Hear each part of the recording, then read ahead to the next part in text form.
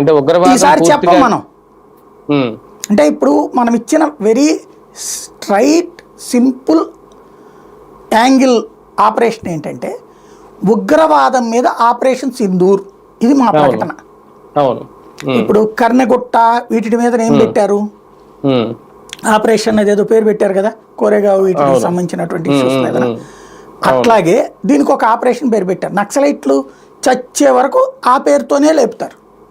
ఉమ్, తీవ్రవాదానికి సంబంధించి ఇక్కడ ఏదైనా చిన్న ఇన్సిడెంట్ జరిగింది అనుకోండి, మనం ఇచ్చిన సందేశం మెసేజ్ ఒకటి ఇక్కడ క్లియర్. ఉమ్, మీరు మా దేశంలో తీవ్రవాద దాడి చేస్తే మేము దాన్ని మీరు మా మీద చేసిన యుద్ధంగా పరిగణిస్తాం. ఉమ్, ఈ యుద్ధం అంటే మా దగ్గరకు వచ్చిన తీవ్రవాదులు చంపడం కాదు, ఉమ్, ఇలా మిమ్మల్ని పంపించినటువంటి పెద్దోళ్ళని లేపడం.